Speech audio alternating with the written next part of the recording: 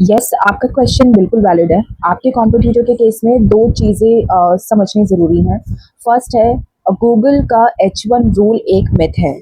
Google कभी officially ये नहीं बोलता कि सिर्फ़ एक H1 होना चाहिए। जॉन म्यूलर जो गूगल सर्च एनालिस्ट हैं, उन्होंने ये क्लियर किया है अपने पॉडकास्ट में कि मल्टीपल H1 टैग्स होना बिल्कुल सही है और इससे एसईओ पे कोई नेगेटिव इम्पैक्ट नहीं पड़ेगा। गूगल इन्हें एक नॉर्मल हेडिंग्स जैसे ही ट्रीट करते हैं।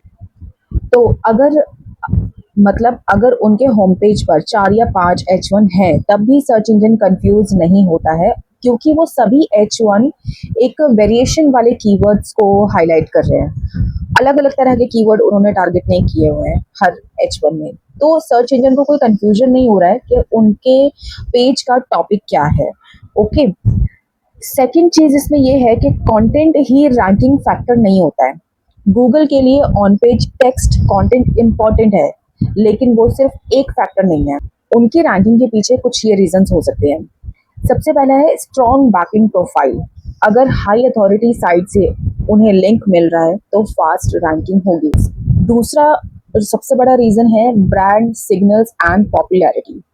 अगर यूजर्स उनका नाम सर्च करते हैं तो गूगल को ब्रांड ट्रस्ट मिलता है, इसीलिए ब्रांड से रिलेटेड कीवर्ड्स पे ज़्यादा फोकस होना चाहिए। और अब ज़्यादातर किसी भी ब्रांड को उठा लो, उनके ब्रांड से रिलेटेड ज़्यादा कीवर्ड्स सर्च हो रहे होते हैं और क्लिक्स आ रहे होते हैं।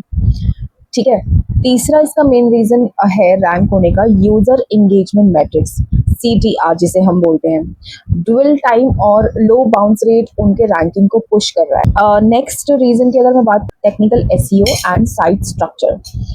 Fast loading, mobile friendly design, clean UI and UX, ये सब गूगल प्रेफर करता है। ठीक है।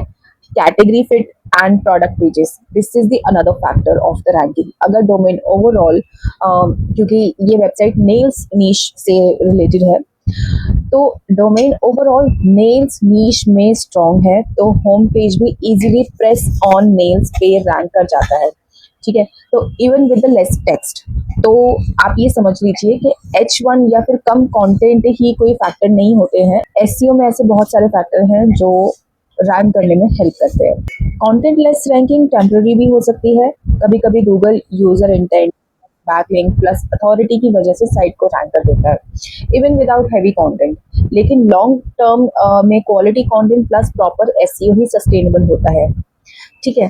तो कंक्लूजन इसका ये निकलता है कि अगर आपके कंपेटिटर के 4 to 5 H1 होने की वजह से रैंकिंग पर कोई नेगेटिव इम्पैक्ट नहीं आता तो गूगल मल्टीपल H1 को अलाउ करता है।